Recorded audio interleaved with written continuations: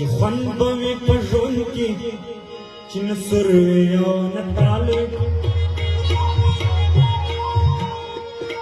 چې خوند به وي په ژوند کې چې نه سور وي او نه تال وي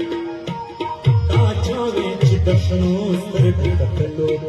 وار دا چا وي چې د شنو سترګو کتلو